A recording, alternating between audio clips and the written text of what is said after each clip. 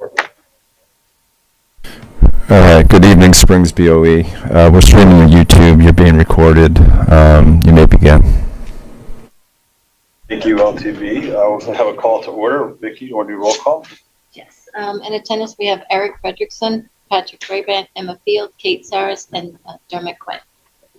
Thank you. So we're going to have a motion to leave executive session where we were discussing personnel. Do I have a motion? Motion. Second? Second. All those in favor? Aye. Any opposed? Motion carries. So we'll reconvene into our public hearing now. All right. And I'd also like to remind you phone lines are open. Oh, great. Thank you very much. All right. So for now, can we stand for the Pledge of Allegiance? The Pledge of Allegiance To the flag of the United States of America, to the republic which stands, one nation, under God, indivisible, with liberty and justice.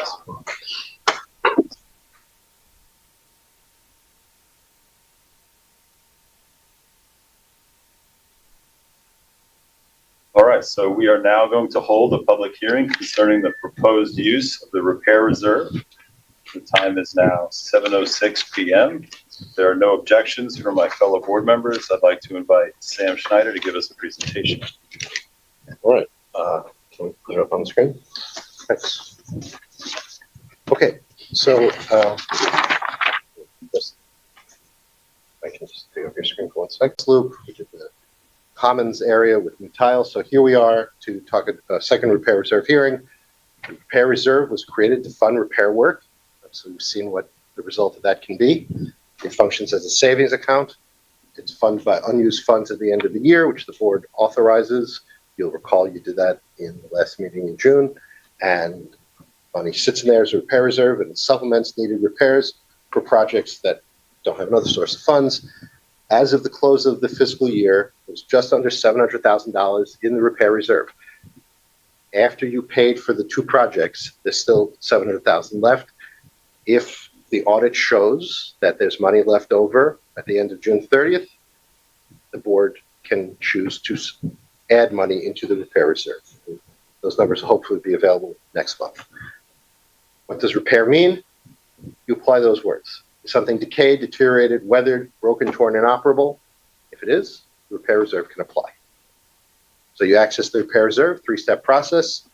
The district administration has identified projects that are needed. We did that, obviously, you recall, with the bus loop and with the Commons floor, number one.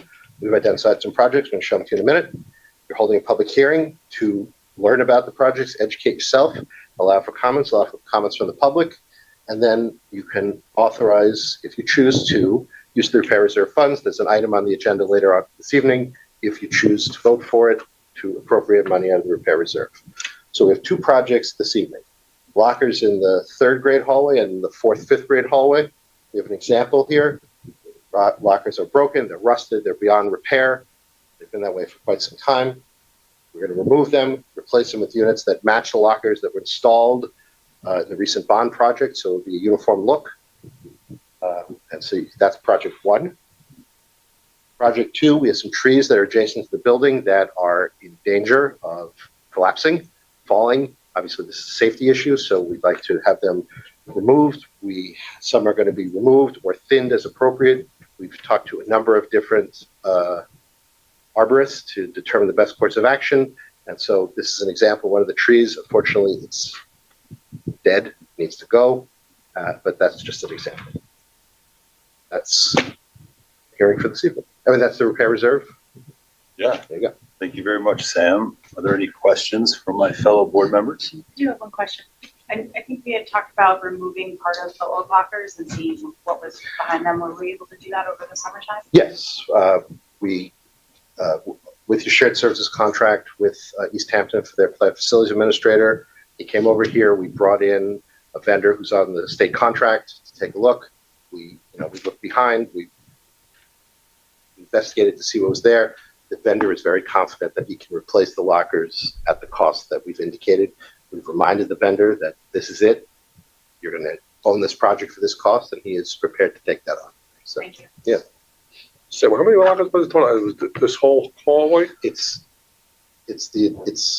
the lockers that are just outside here on both sides, and then the lockers that are around the other side of the building. You walk through the commons area, and it's down that hallway. Am I correct in describing that? And it's going to be matching to what you have in the other areas. In the middle school, yeah. I mean, it turns out we're happy, it seems, that we waited for this, because I think had we gone to reface them, what we found out what was behind that was really awful. The interiors they are really not need in to be good shape replaced either, totally. so, yes. So, you know, the fact that we went through that consideration, and it would have been a less expensive route, but it would have been a big problem later on and not really fixed anything. Wouldn't have lasted.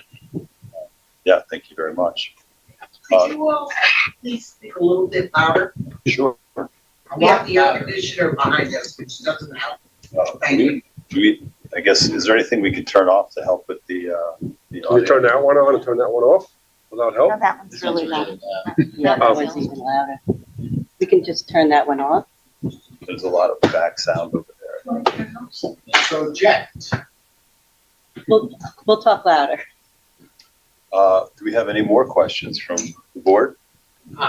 Yes. Just to clarify, the same we talked about the trees, you showed the ones up front. There's also numerous trees around the property. Right. Jonathan has walked the property with Greg Cobell, the plant facilities administrator, shares services with you, with the contractors. They've identified the trees that are in most immediate need of modification in order to, for the safety of everyone who comes here. And so, I can't point to everyone specifically right now, but it's a list that they have, and that they know where they're going. So. Okay, great. Anyone else? All right. Are there any questions from members of the public with regard to the repair reserve? Please take the podium. Thank you. Good evening, David Buda. I'd like to provide some comments concerning this public hearing. Based on the contract and proposal documents that are included later in this evening's agenda package, it appears that $88,692 is planned to be expended to replace student lockers, and $25,900 will be spent for various tree work projects, mostly in the vicinity of the town-owned Springs Youth Association building that is currently leased by the school district for the use of the pre-K full-day program. Those two items total $114,592. So I have to ask first, what is the reason for the extra 8% proposed to be appropriated from the repair reserve fund? Sam, are we prepared to answer that? Yeah, I always set the repair reserve for 8% more than what the number is, because once the board sets down a number, that's the number you're stuck with. And I have learned through many years of doing this that sometimes stuff happens. Stuff could be an undiscovered condition that is totally different than what what was originally agreed on, or it could be that the district chooses to expand the project in some way that still would be covered under what the hearing is, but you might need just a little extra money. And I've learned that it's better to appropriate additional. Now, it doesn't get lost. What happens is, at the end of the year, you look to see what's left over, which will be the 8%, and that number gets refunded back into the repair reserve for use in future projects. But if you don't create a little bit of room for yourself, you will find that you sometimes have to cut what you plan to do because things happen. And so I always set it down for 8% higher. If you don't want to, you certainly don't have to. But if something happens and we're short, we're going to have to come back here and do this again. So, because it's basically an insurance policy of no cost. The money will refund back into the repair reserve at the end of the fiscal year, and it will be there for future projects. Thank you. Okay. Thank you. So in short, it's an 8% contingency. Fine, thank you. As you know, earlier this year, on April 30th, you approved the expenditure of about $295,000 from the repair reserve fund to repair areas of flooring, asphalt, curbing, and concrete. Assuming you approve tonight's additional approximately $125,000 expenditure from the repair reserve fund, the remaining balance would be a very robust amount of about $570,000. That is not an insignificant amount to have available for unanticipated quote-unquote emergency repairs of school capital improvements or equipment that could not be budgeted for. These two repair items are really difficult to classify as being emergency expenditures that could not have been provided for in the budget. New York State General Municipal Law Section 6D authorizes the school board to create a special revenue fund known as the Repair Reserve Fund to be used only, quote, in cases of emergency, end quote. Also, the governing law requires, and I quote, that not less than 1/2 the monies so expended shall be repaid in the fiscal year immediately following the fiscal year in which such monies were expended, and the total amount shall be repaid not later than the last day of the second fiscal year succeeding the fiscal year in which the monies were expended.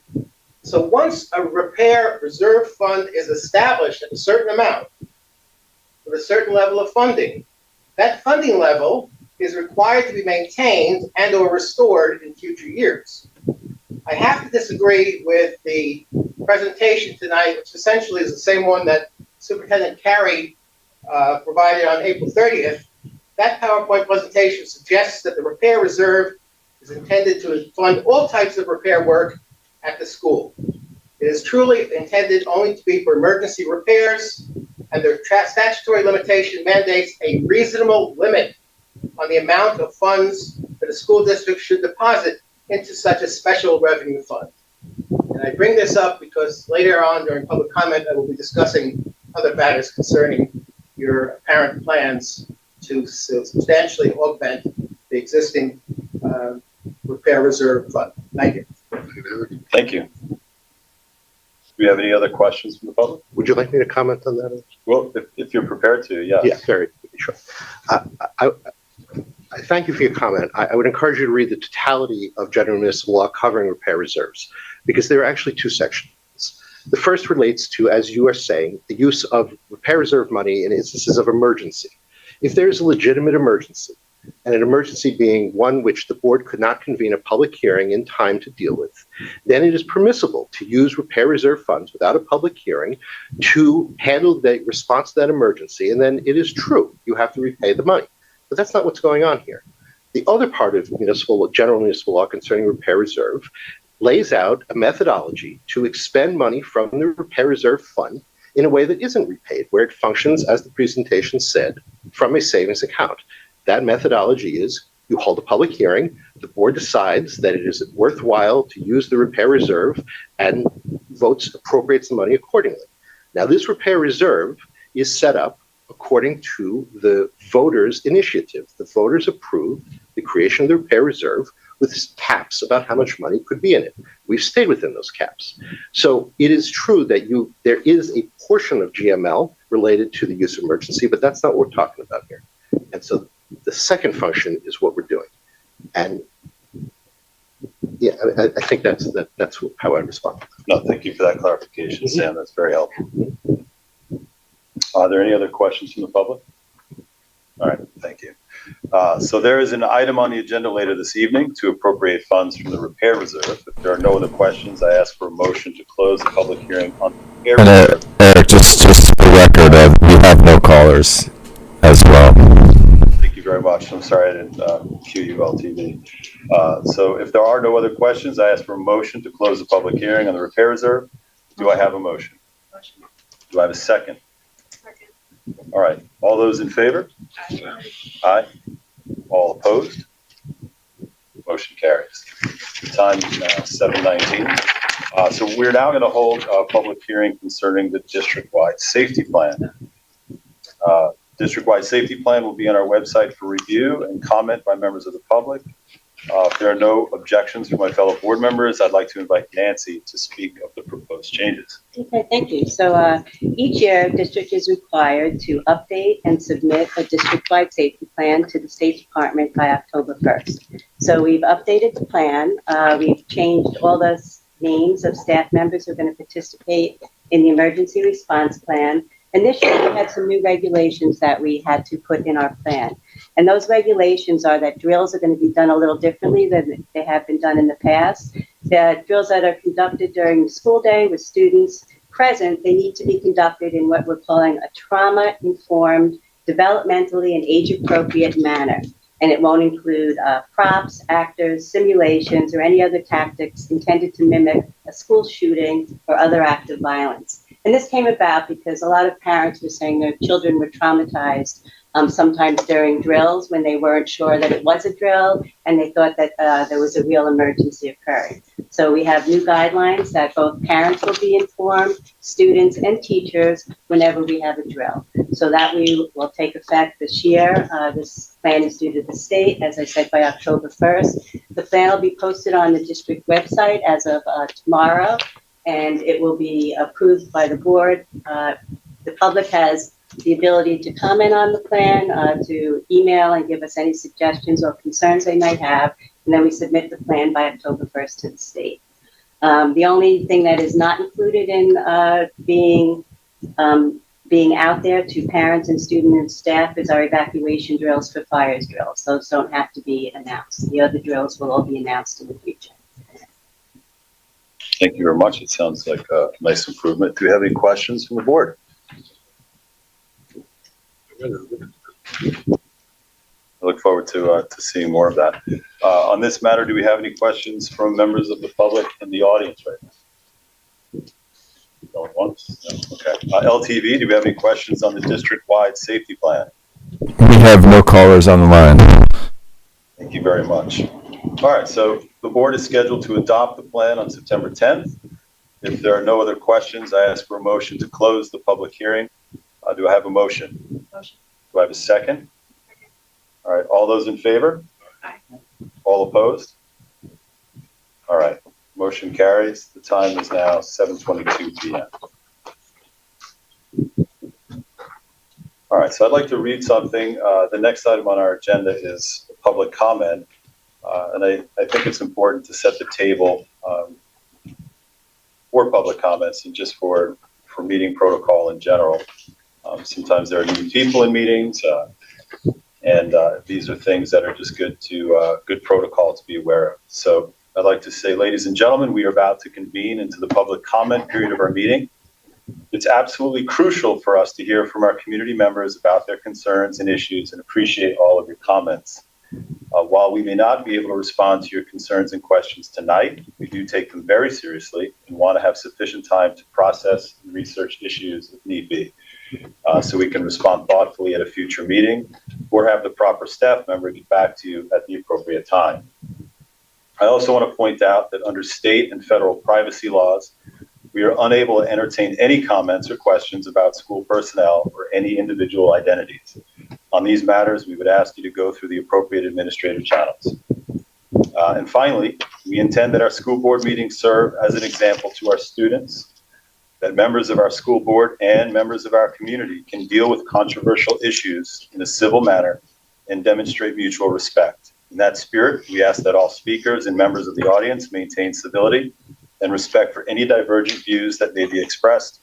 We ask that speakers please address their concerns to the board directly rather than the audience. Thank you. And now the board will entertain public comments on agenda items only for this evening. Do we have any people in the crowd that would like to come up? You may come up again. David Buda. I recognize that this public comment is only for agenda items, so I have a brief comment with regard to the superintendent's enrollment report as of August 22nd. Including pending registrants, that report shows you have 651 K through 8th grade students plus 39 pre-K students for a total of 690 on-campus students and 353 total East Hampton High School students.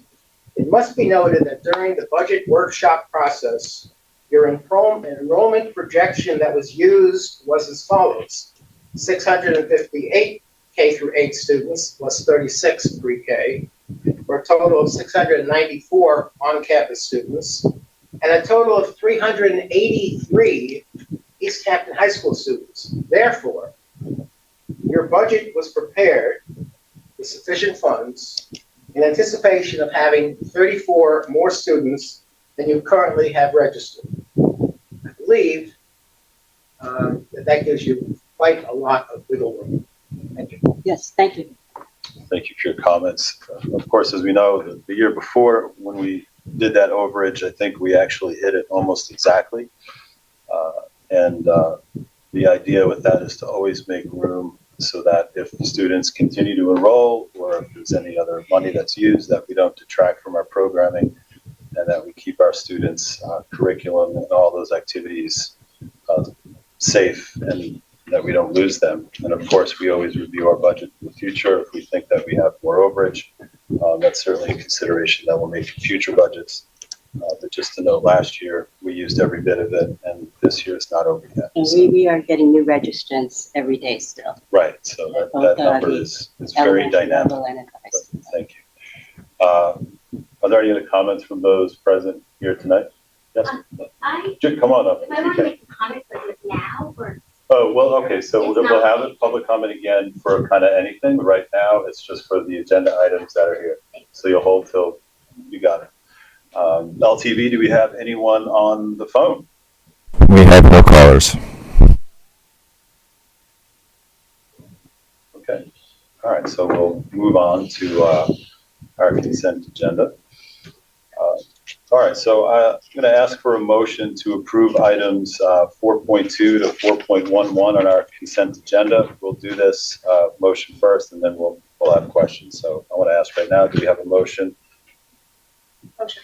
All right, do I have a second? Okay, so right now we have our consent agenda items 4.1 to 4.11. Nancy, do you want to go over those a little bit with us? Or just go ahead and... Normally consent agenda, if you'd like me to, normally. No, I think if we're good to do it. So for our board though, do you have any questions on any of those specific items in the consent agenda section? Consent agenda, usually formality stuff. I had a question on the policy thing. I was just wondering about the impetus for that. Yes, so as you're aware, in the spring, we had we had a grant that was provided to the district for all of our archiving, all of our records, and they sent to our clerical. We want to make sure that we continue with that archiving going forward, and they sent a draft policy in conjunction with our attorneys to our clerical to give them some guidance in record retention going on in the future. Great, thank you. Give you guys a second to read through. Is there any others from that 4.2 to 4.11?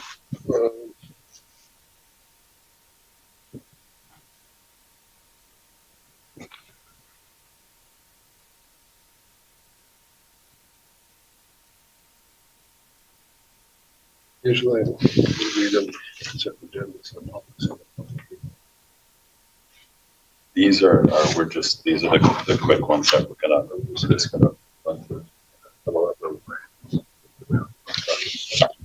Yeah, this is basically the protocol, and we're just gonna approve them as bunched together, unless you want to pull one out and discuss anything specific. All right, so if there are no more questions on the consent agenda items, do we have, we put it to a vote? All those in favor? Aye. All opposed? Nobody, right? So motion carries. All right, so let's move to our items of business. Let's ask for a motion. I ask for a motion to approve items 5.1 to 5.16 under business items on our agenda. Do I have a motion? Motion. Do I have a second? Second. All right, so thank you very much. Hey, Jonathan, can you review some of these business items, please? Do you have any questions on any of them to begin with?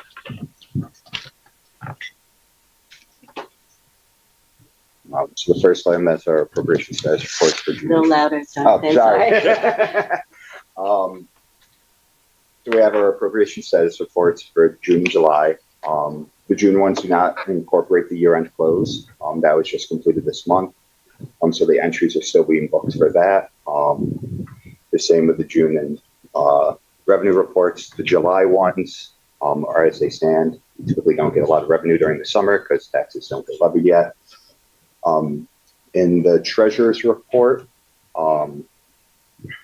that's just a report of the monthly banking activity, as well as our collateral statement and our cash flow. If you have any questions on those. The warrants are the checks that we cut for the month. And then we have the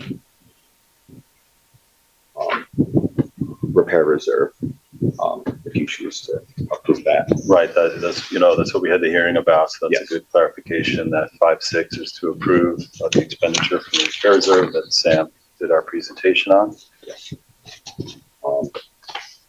Then we have various contracts and intermunicipal agreements. 5.7 is the final BOCES contract of prior year. 5.8 is an intermunicipal agreement with East Hampton for general maintenance services. There's a change order on phase 2 of the bond project, where it's actually reducing the amount that we are to pay. Okay. We have the engagement letter with our accountants, Cullen and Danowski. There is the special education contract for Montauk and Springs. The hiring of climbers, if we choose to do the tree work, that is who we propose to go with. Nickerson is going to do the locker replacement, if you so choose.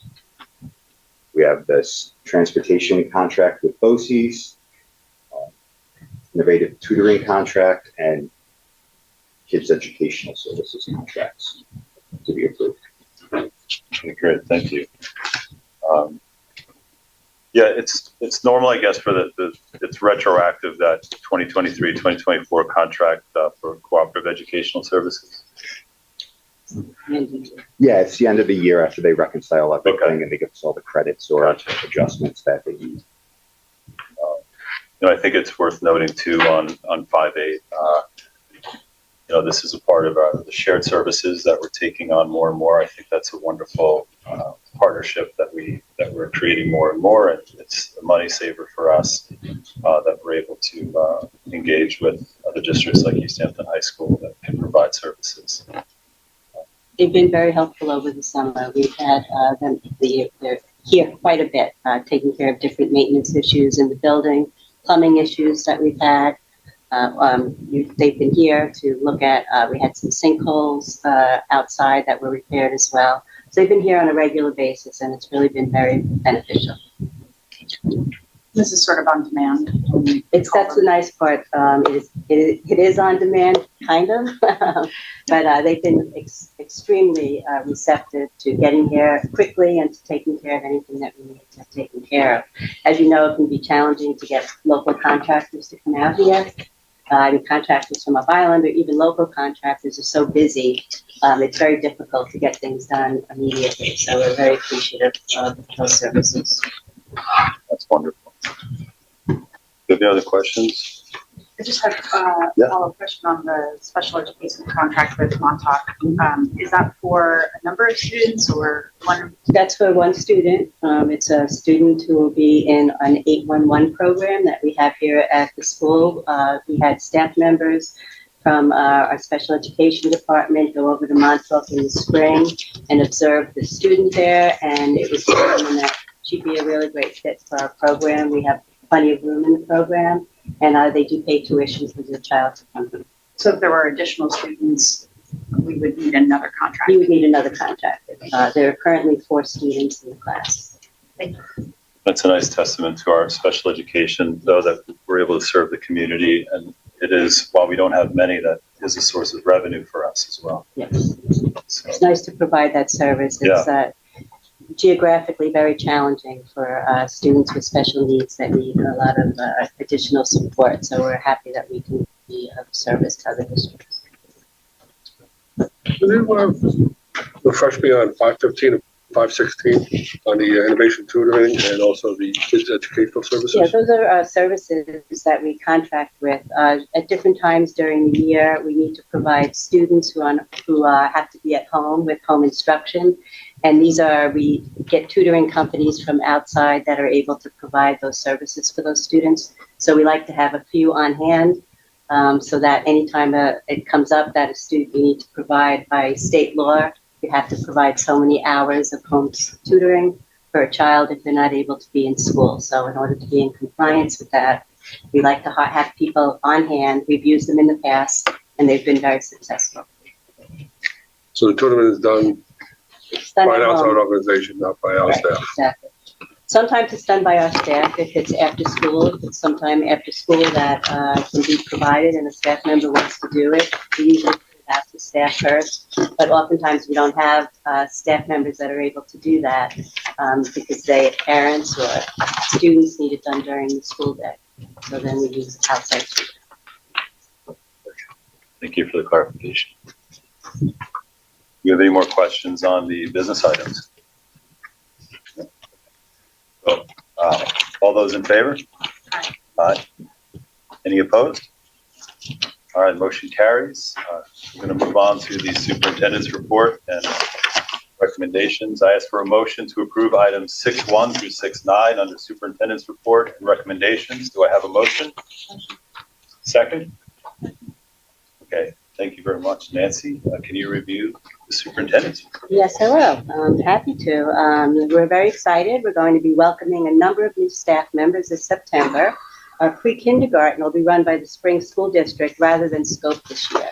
And that came about because, like happens often in districts out here, we had a hard time finding staff through Scope to run our pre-K program this year. So we're excited. The pre-K program is funded through a pre-K grant fully. We're excited that the teachers are going to be a part of the spring school staff, and we were able to find really talented, qualified teachers to participate and teach at that program. We also hired some new special ed teachers to fill vacant positions due to resignations. We're fortunate once again that we had many talented local people apply. So we do welcome the following teachers to our pre-K program.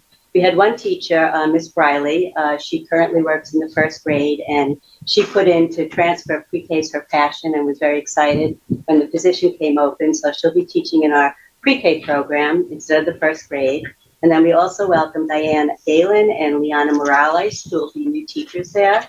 They're also local residents, so we're excited to welcome them aboard. And then we also have Regan Kalahar and Stephanie Marin, who are being hired as special education teachers. And these teachers are replacing openings due to resignations. They're not new positions. We also welcome some teaching assistants, Danielle Fizzo and Maria Ducci.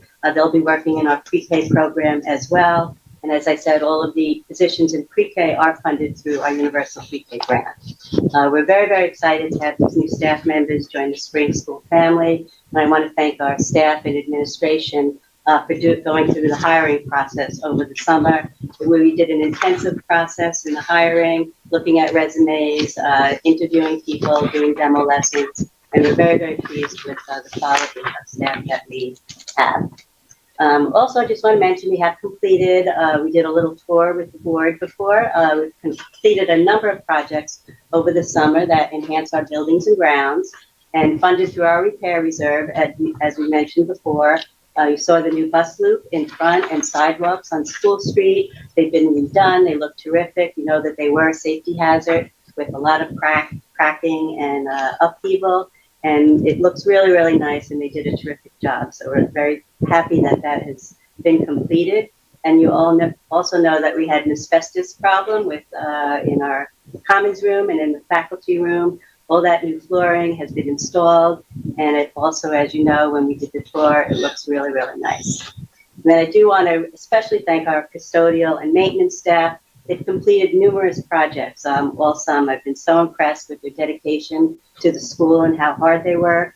You saw that old paneling in the room, in the commons room. Originally, we were going to paint it, but we had a wonderful maintenance mechanic that scraped the entire thing, sanded it down, and refinished it, and it looks really, really nice. And we appreciate all that hard work.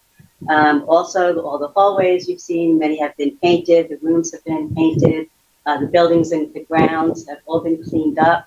The garage out by the portable has been completely cleaned and emptied.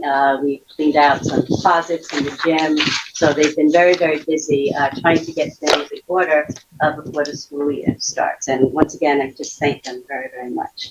We were also able to weed the courtyard out there. It was kind of a mess, the main courtyard, and we're very excited that our students and staff during nice weather will be able to utilize it. There's tables all out there, and it's a really nice space now. And we're going to work hard to upkeep it, and hopefully our students will be part of that process. And then just want to now do talk about enrollment. The board had asked that we take a look at our enrollment and where exactly we stand right now.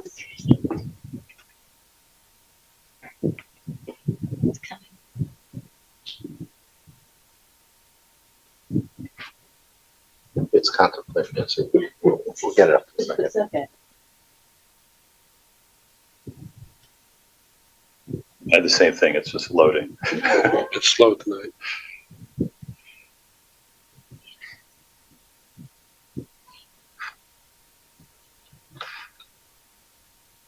Well, while that's loading, Nancy and the administration, I want to thank you guys very much. You hit the ground running. Not only did you have a great process to hire all of those new teachers and pivot when Scope, who's been so wonderful, couldn't provide those services, that we maintain that grant and that programming for our students. And Sam and Jonathan, and overseeing all of the projects. We have the new playground, everything that you mentioned. I mean, there's so many material changes at the school in such a short time. You don't often see that. And we're very appreciative. And Eric, of course, everything that you're doing. Everyone is moving at speed, and it's really great to hear that everything is working the way that it is. So we're very fortunate. We have a great fortunate team of people working here, very dedicated staff, and it's exciting. It's exciting working really together and getting things done. So appreciate that. As you can see, our enrollment has remained steady. Our pre-K through 8, we're up 8 students from last year at this time. The most significant drop in enrollment, and it's something to really keep our eye on as we go forward, is at our pre-K level. We have 10 fewer students at this time last year, but we also did get an additional 10 students last year after this time. So we'll wait and see where that ends up as the year goes on. That will be something that we'll be looking at. And as you can see, the high school enrollment, as Mr. Buddha had mentioned, is down by 17 students, but we are still receiving new registrants on a daily basis. We received about 15 new registrants. They're included in this data within the last 2 weeks. So this is a very busy time where people start registering to school for the next year. As we go forward, I'll be presenting where we're at probably month by month, so that we keep track of months where we get a lot of new students in, so we can better budget for the future. And I just want to end by saying that we are very excited to begin the new school year. We'll be welcoming all of our staff back to Superintendent's Conference Day on September 3rd and 4th. And then our first day for students is going to be September 5th. And just really appreciate being here, and I'm very, very excited to begin the new school year. It's right around the corner. Thank you very much, Nancy. Are there any questions after all that done? Anything to look Question at? on the pre-K. I think, correct me if I'm wrong, but at the end of last year, we only had enough students enrolled for 2 classes. Is that? We have too many enrolled for 2 classes. You can't have more than 18 students in a class, which is a lot in pre-K.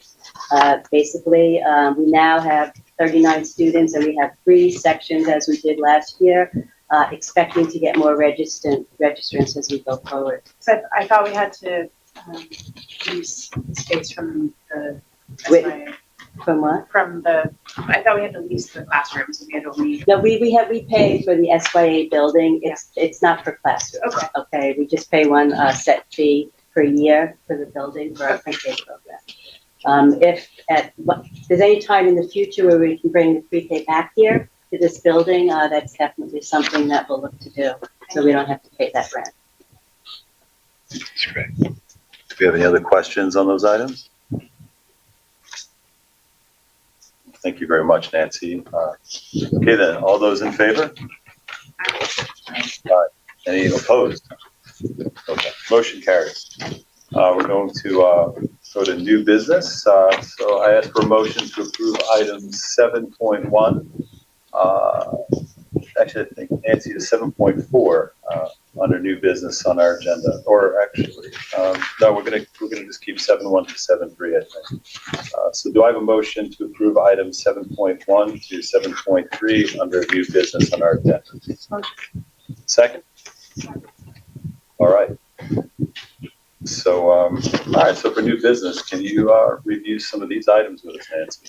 Yeah, first, as Scope very generously, when we spoke with Scope about the fact that we were struggling to staff the school, and we let them know that we were going to be running the program ourselves. They were actually very thankful because they were having a hard time finding teachers. They to drive out this far here. So after we let them know that we were doing the program ourselves, they called a week later, I guess, and said that they were donating all the furniture and materials that were already there in the building. So it was very generous, and we're really appreciative of that. It's quite a bit of material, supplies, and furniture. So we're very happy to accept that donation. We're also very happy to accept a donation for backpacks. We had a donation that was given to us by the town, and we're very thankful for that. Yeah, I mean, when Scope couldn't do that, and then they just said you can have. I mean, that's a wonderful thing that they did, and 60 backpacks. I mean, that's yeah, they've been delivered, and they're in a classroom right now. So thank you to the education and engagement coordinator of East Hampton that did that. So I guess one thing that we should talk about is just the board calendar. We look like that you put every second Tuesday of the month as our board meeting. Yes. How do we feel about that? Yeah, good to start with that. You know, if we ever needed to add something, we can, but in terms of getting out of the starting blocks, and this will segue into our next piece of new business, but having an efficiency with board meetings and packing it in once a month allows us to be more focused on committee work, which I think puts us in touch with lots of different stakeholders. So, but for now, let's just approve these 7.1 to 7.3. So all those in favor of approving items 7.1 to 7.3? Aye. Aye. Any opposed? All right, motion carries for those items. So now let's talk about 7.4. So I ask for a motion to approve item 7.4 under superintendent's report and recommendations. Do I have a motion? Motion. Second? All right, so let's talk about committees. So we have 5 committees. There are other committees that the school has, but these are really more under the purview of the board. We have the audit committee, policy development committee, wellness committee, buildings and grounds committee, and the communication committee. So we've had some thought about which ones we'd like to join this year. The audit committee, isn't all board members required to be on the audit committee? No, actually, the audit committee, if we have more than 2 of us, then that committee is going to be subject to the. I believe that's the only committee that is not required to not have a quorum. I believe the audit committee. Did check with, We did check. with the attorneys, and that actually is Even the not audit the committee. case. Really?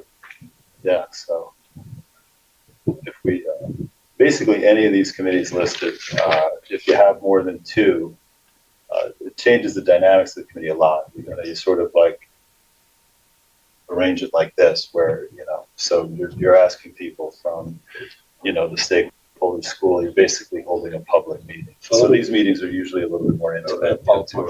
Yeah. So the audit committee previously, I'm just asking, am I been wrong? There's always been board members, no committee, no outside community members. Is that still true? As Mr. Frederickson said, if you have more than 2 board members, it is subject to the open meetings law. So normally in districts, an audit committee is it's usually 2 board members, superintendent, and the business official. That's usually what an audit committee is comprised of. The other committees normally have community members on, parents on, teachers on, and we do reach out to them. Once we have our board members on, we'll reach out to other members of the community. We have many people that participated last year. Of course, we'll be reaching out to them again.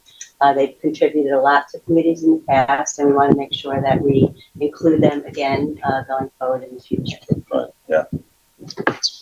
Yeah, so tonight it's really just sort of It's just us the board members that you. kind of choosing which ones, what are our priorities. There's no limit to how many committees you could join, but if we have a case where multiple board members, that 3 or more number wants to join one committee, we're going to have to draw straws, or worse. Are you looking for volunteers? Do you I'll want us to just shout out I'll our- volunteer if you want. So, we could go take it one at a time. For the audit committee, that's a lighter lift committee, right? I mean, that one might not meet more than twice a year, maybe once, right? So it's really not a big deal. I think I can do that with Pat if the board is cool with that. We can do. And then I think that, Nancy, what's important for the board to know is that if only 2 board members are doing the audit committee, certainly that information is disseminated, as quickly as possible. And of course, it goes right through to the public after that. So, Absolutely. The first audit committee meeting would be the end of September, early October, to discuss the external audit report, which will be presented to the public in October. so for that, do you guys entrust Pat and I to do that committee? I'm also interested in the audit committees, just from others. Who aren't through a couple of what? A couple of the other committees, just to see. Yeah, we can certainly do that. So have you guys thought about the policy development committee?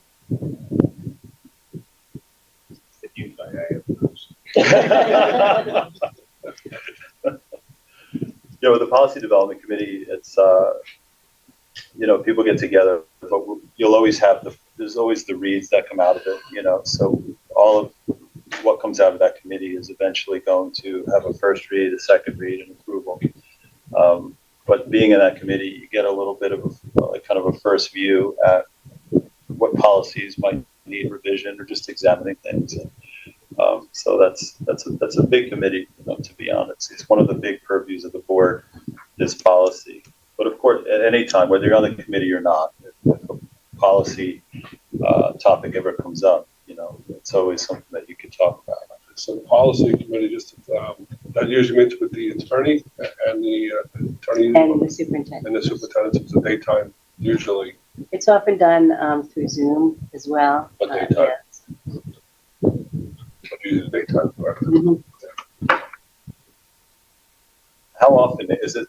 So talking about frequency, I think, is important with committees. Something like the audit committee, certainly not that frequent, but a policy development committee, is that about a once a month? It'll be more frequent, yes. As new policies, we get updates all the time on policies that need to be reviewed with recommendations, whether it's from NISBA or from our attorneys on revisions that we need to make. So that is a committee that has ongoing communication throughout the year. And I know from my experience, when I was, I wanted to institute the wellness committee, and I founded the communications committee. Those I could really speak to. That I know those are intended for monthly. And Pat, you have just in terms of frequency, you've always been a part of buildings and grounds. How often does that one meet? Joined within the last year. Well, when we first did it, with building grounds committee, was also health and welfare, but they changed the committee a little bit. Right. We were meeting, I think, twice, once every other month. Okay. Join the construction of buildings, it was once a month. But I think with is the building and grounds committee a required committee? Because now that we have a new business administrator, grounds, Jonathan doing his job and Sam working with East Hampton, working with us, do we really need a building and ground? The reason you do it is for any changes you may want to make to the property. If you have certain things that community members might recommend or changes that are brought up, it could be in how cars enter and exit the building. It could be on the aesthetics of the building, all of those things. We There never are had certain much. projects that people feel, the community parents think they look at, they see that need to be addressed. Those are the things that the committee would bring up. So the previous round, that committee's run, you might have one or two outside committee members. So it's basically staff, so, with the custodial staff, who was the other, the heads of buildings and grounds. Yeah. You It's know. the people internally. It was internally, I was normally being, do know. yes, and it was kind of awkward too, because they don't work for me, but I sometimes have this sense, feeling that they're working for the board. And, so that's the one that's an required committee. There's something else, Board members don't have to be on all of these committees either, just so you're. No, I'm not saying I don't have to, I'm just saying if there's other committees that would be out there, is that, that we can fit in the better schedule, because it's forward. We've done it again, but I'm just saying. Yeah, we don't have to, I mean, other than probably the audit committee, of course, but, also it's, it's more volunteerism. It's an opportunity for us to have more of a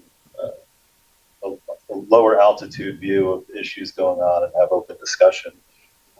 Some of these committees just foster best practice, but necessity might dictate less frequency, but does it, in the case of, say, the Buildings and Grounds Committee, is the need so low that we don't need it at all, or maybe we don't need a board member on it? I think it's really driven by if a board member wants to participate on the Buildings and Grounds. I understand Pat's point. We really take care of that in-house. Mostly, we get a lot of input from staff about what needs to be taken care of and inside the building and outside. Our maintenance and custodial staff has been phenomenal in letting us know the things that needed to be addressed and repaired over the summer. We've had quite a few items, and they've brought it to our attention right away. And through our shared services with East Hampton, we've been able to address them very, very quickly. I also want to say, I think I was remiss, but since you brought it up, I don't want to forget. I really do want to thank the maintenance and custodial staff when we did that walkthrough tonight. The shiny wood floors, all the work, right down to those small details. I'll let you know I'm a little neurotic when it comes to the rollouts. The straight signs, everything's level. When it comes to making sure the buildings and grounds are. I don't want to take what it for the community granted. and our students and staff. Yeah, we walk into a beautiful school that it took a lot of hard work to get us there. But yeah, to get back to our committees, I don't mind going last.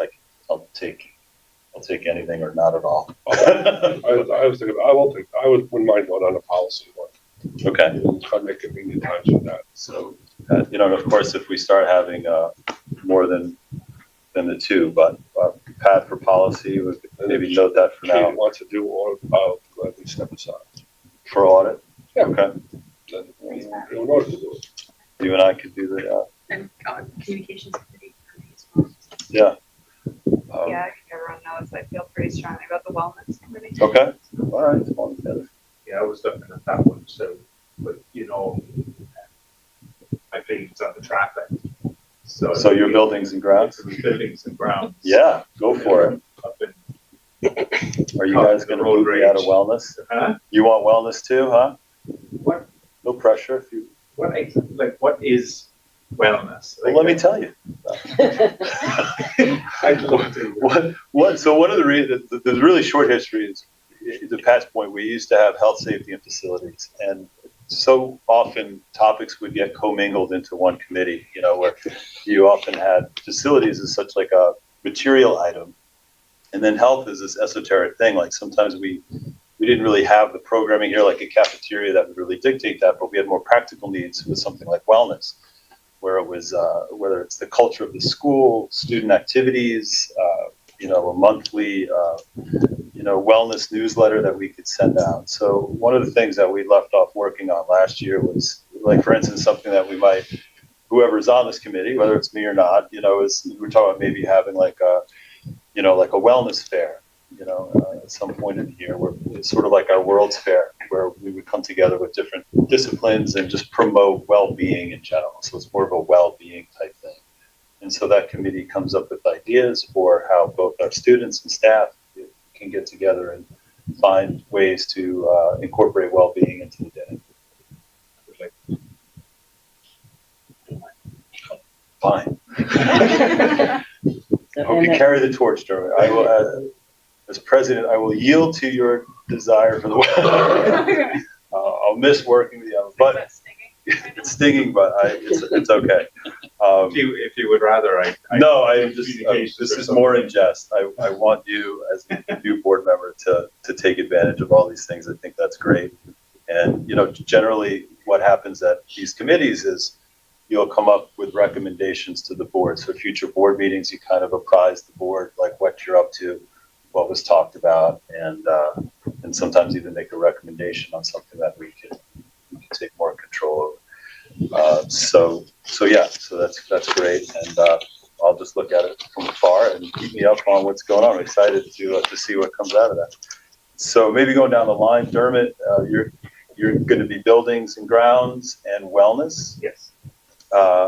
Kate, are you feeling audit and communications? Yes. Communication. Did you have any others that you want? I can help out on policy as well. I probably can't be the lead on that one. Okay. Yeah. We could talk about policy. So if we, Unless you want to do this. yeah, we'll go down the line and see what's left. So far, I know I'm on audit. So Emma, what about you? I know wellness. So that's a lock. Was there anything else that you're interested in? I mean, grounds, but Wow. you know, Okay. I know Pat usually. Oh, I thought I think Pat is yielding. I wasn't yielding, I just. Oh, okay. Well, hey, No, you guys- my point was, you know, I know they've always appreciated your expertise. yes, that's not a problem. The guys are great guys. It's a whole new, if we're trying to turn the building back over to administrators, that's the only thing. Is there another committee that would be more useful to the school versus building and ground committee? When that capital improvement's done, and you took apart the wellness and facility part of it, that was a big. Sorry to interrupt you, but last year, remember we added, I think it was buildings, grounds, and safety, because that was kind of encompassing a lot of like concerns that teachers saw from like a safety standpoint, and I don't know, like locks on the doors and certain things like that. So it kind of like wrapped it in, which made it a little more relevant outside of the capital project. It sounds like Dermot is very passionate about it, so let's see what new, fresh ideas he has.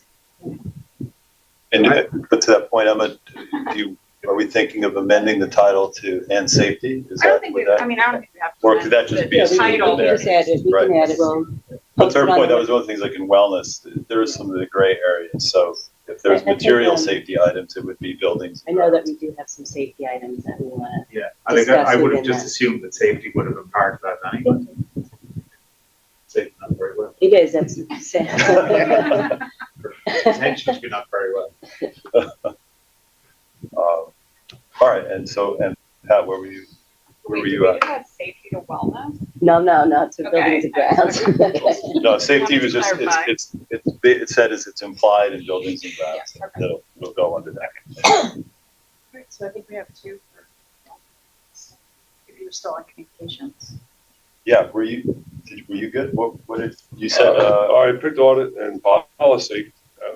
Katie wants. Kate's on audit, so your policy. Yeah, so but you've got them all full. I'm good. All right. You don't have them all full. You have 10 and it's 5 of us. Yeah, there's no. Yeah, the other one is in any of those. building ground Emma and Dermot, right? I could fully not do. No. buildings and grounds. No, you Again, can I'm do the it. new guy, so I can just go where I'm told. No. So I think it's So I actually. want to see what's open. That's what I'm looking to see what's open. So communications. How many people on communications? Who's doing communications? Kate and Eric. Kate, But I can have, if you want to do communications, I can swap it in for the audit. I like the kind of the bartering. Of this. I'd rather do water, but that's okay. Communications is fine. That's fine. I'll do communications. Someone write just- it? I have it. I just wrote it. Okay, so we have, do you want me to read it out? Yeah, that's really helpful. Okay, thank you. Audit, Kate and Eric, policy, Pat and Kate, wellness, Emma and Dermot, buildings and grounds, Dermot and Emma, communications, Eric, Pat. Thank you. Yeah, that's great. And with policy, I think and really anything, if any board member has an idea, like I certainly look at the policy stuff, and if there's anything, I think it's okay to email a board member that has a a thought for the committee, some courtesy or something. So if you feel as though you didn't get one of the committees you wanted tonight, but there's something that comes up, our board members often co-chair the committees. So, feel free to, email a co-chair, maybe a topic suggestion or something like that. But for now, we feel good on the decision there. We've arrived. All right. Yeah. Well, this is actually part of all the new business. Okay, We're going to have a public comment. Oh, okay. Yeah. We got said this is 7-4, so this is the end of new business. Right, it's not on the agenda though, right? Yeah, this is on the agenda. Yeah. Is it not on this? No, it's not on the new business, no business. It's on. It's on new business 7.4. Is it helpful to look on my I'm computer? noting 7.4 here. It's on page 17. I got page 17.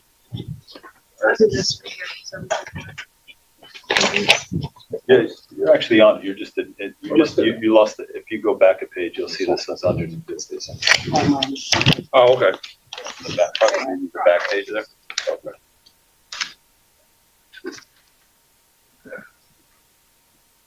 Okay, okay. But there's not I know it's on the new business here, but is there any other new business we haven't discussed as a board, like the signs out by the school? We didn't, that's not on the agenda for tonight. I think we have something that we're probably gonna, that'll probably start showing up next time. But for tonight, the only new business, we already approved 7.1 and 7.3, and now I'm actually gonna ask, all in favor? Committees? Aye. Aye. All right, any opposed? No. Motion carries. All right, so we're going to go into public comment number 2 now. This is more of the generalized public comment. Please keep in mind the statement that I already read for public comment number 1. So for now, anyone in the audience out here who would like to come up? Surprise. Thank you for waiting. Well, they could. So welcome aboard. So I'm excited that you all are here and volunteering your time. Very excited as well. So I'm here because I'm sure you've all been made aware of the major issue with the 6th grade scheduling.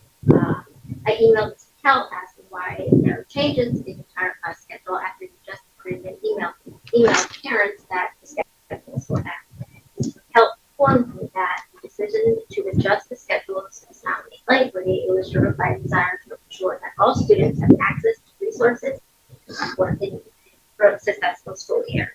While it's true that some concerns were raised, the primary motivation was to balance class sizes, provide equitable access to courses, and to make each classroom as inclusive as possible. Please know that our primary goal is to ensure the highest quality of education for every student. So this is actually the reason to change, not because as an administration you value socialization over education. I just want to interrupt real quick. It's just adjust the board when we're talking. We do want to try to keep the individual names out of it. But Why, yes. Sorry, I lost my spot. Why were these, what some people call like core values of education, not taken into consideration when they make the first step? I feel like there are major issues that should have been addressed when creating the schedules for every student. And it's a little disheartening because parents know that they weren't primary focus when the first schedules were created. And what was the justification in making such a big change to the middle school schedules? And why did average time thinking this go ahead? So, like, what was the reason? I think that parents should be able to know this and to understand where the logic is coming from. My next concern is in regards to 4th grade. It has come to my attention that one of the 4 4th grade sections has a schedule that includes library with a librarian as the instructor listed twice. This is because one class is scheduled to go to a library tech class with tech being taught by the librarian, while all other 3 sections will be going to a tech room with all tech equipment taught by the designated tech teacher, Mr. Cole. When asked about this, Mr. Cole informed me that We can't say any names of Oh, sorry. students. And I want to just stop there for a moment, that this just totally falls under the purview of communicating through the proper channels. You Which know, I I've know that tried you're, to, but school starting, and I think it's a major issue. So like, if somebody's gonna, if I'm gonna be told that the primary reason to change a whole class schedule was to make sure that was to provide equitable access to courses and be as inclusive as possible. This goes against all of that. well, I want to, and I hate interrupting, but what we start to get into here, I can appreciate as a parent your concerns. But once we start entering, and I know you may disagree with this, but once we start getting into speculation, I can assure you that core values and everything that you stated was done with the utmost intention to do that. Now, you may disagree with what your perception of core values is as it relates to your situation. But as a board, we don't get into the scheduling, the specific dynamics at that deep level. And if you have further questions, you feel as though your questions haven't been answered, maybe you revisit the conversation.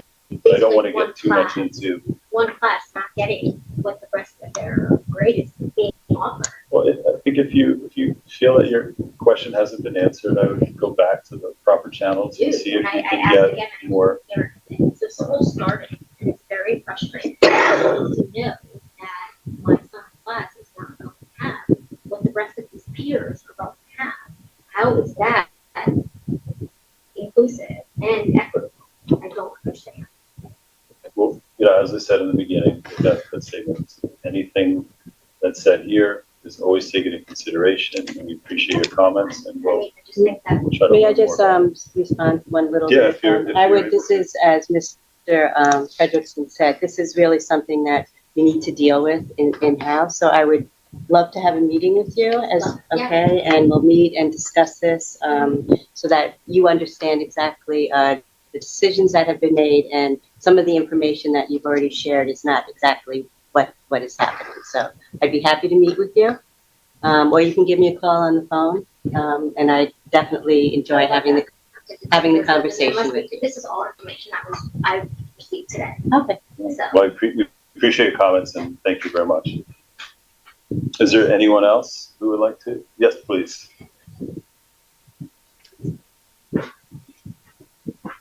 Sullivan. I just was wondering, just this is maybe way kind of far in the future, but just thinking about it now, I just purchased school supplies today, and it's a lot of money. And so I just was thinking, you know, I know a few districts, surrounding districts, the schools actually pay for the school supplies for the kids. So I know it's a big ask, but maybe looking at the budget for next year, maybe it's something we could start to think about and trying to help cover those costs, because I think it's a huge cost for a lot of families. Spent over $350 just for 3 kids today, so it's a big amount of money to be asking all these families to pay for. Or possibly increasing the teachers' budget so that they can then purchase the school supplies for the kids, whatever might be the solution, but just something to think about for the next school year when you're creating the budget. I appreciate your input. Thank you so much. All right, do we have anyone else? Yes, of course. Come on up. Steps down. One for each of you.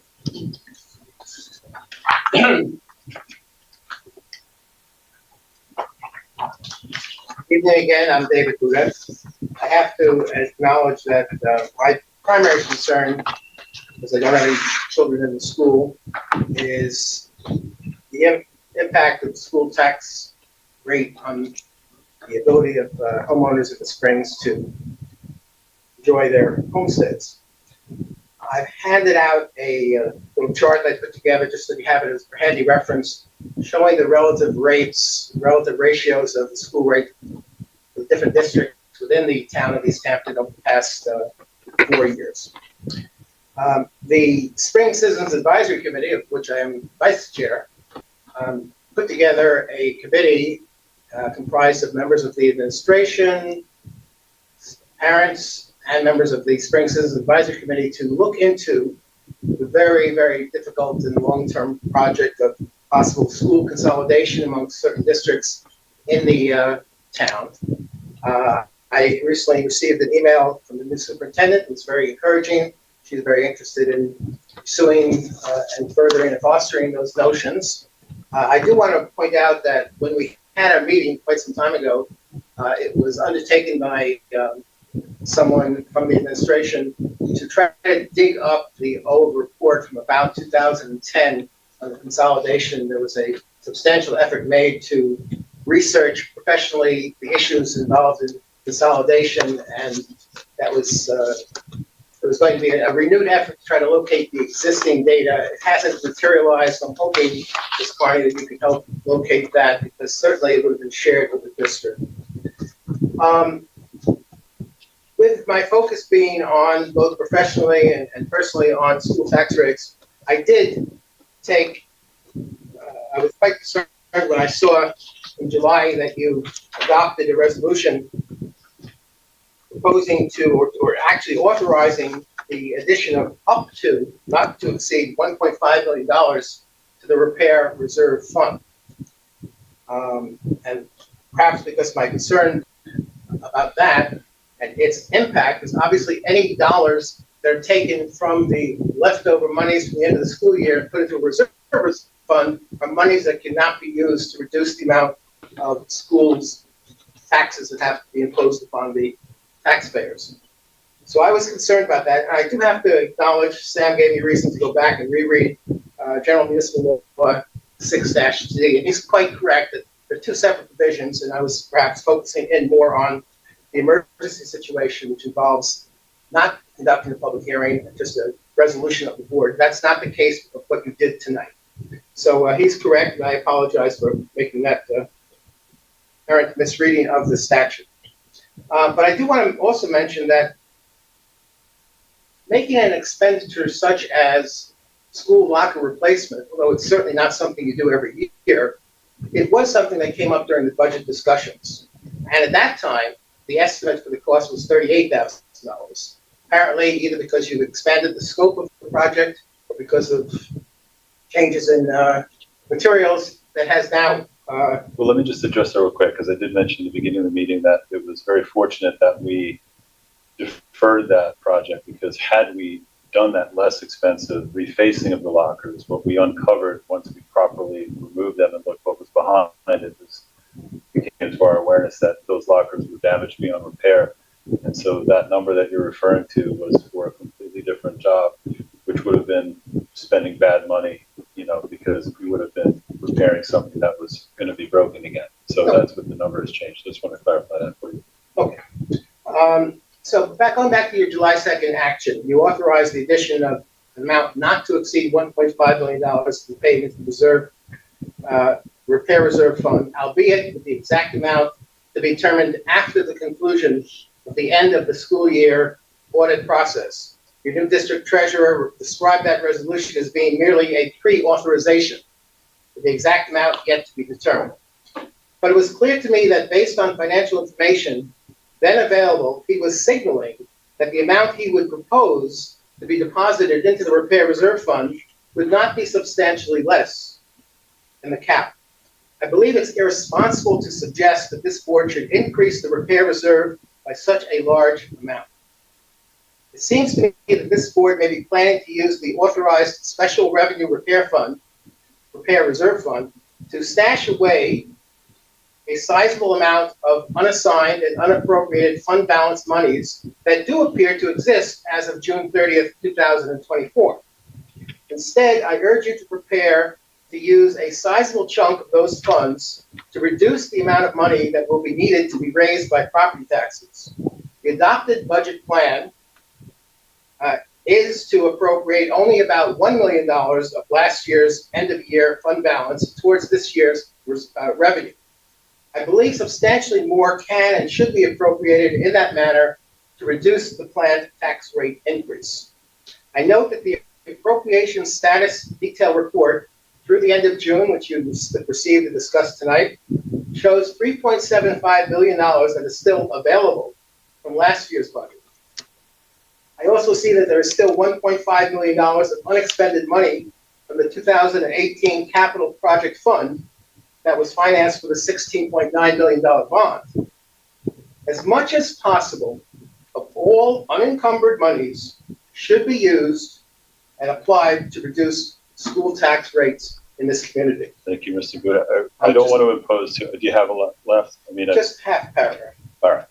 The property taxpayers of Springs are being weighed down heavily by the burden of a disproportionately high school tax rate. And that's the purpose of the table I gave you. This board should use every means available to offset the planned more than 10% school tax rate increase in the current fiscal year. Mr. Schneider last year during one of the budget meetings did confirm that we wouldn't know exactly what the school tax rate increase would be until the end of the year audit and the determination is made by this board as to how much of the leftover funds is allocated to reducing this year's tax revenue requirement. So again, my purpose of speaking to you is simply to urge you to be mindful of the property taxpayers and not deposit into your numerous reserve funds any more than what is actually necessary for their intended and limited purposes. Thank you very much for your comments. And I don't want it to go without saying that we do not take for granted at all the taxpayers and how much the community stepped up for last year's budget. And that is, while your comments are appreciated, that is something that we always will keep an eye on as stewards of the taxpayers' money. So thank you for your comments. We'll continue that. Thank you. So we are at the part of the meeting for adjournment. Erica, just for point of record, we have no callers on the line as well. So just to let you know. Thank you very much. We appreciate everyone viewing online as well. So continuing on, do I have a second motion to adjourn? All in favor? Aye. Any opposed? All right, motion carries. Meeting adjourned.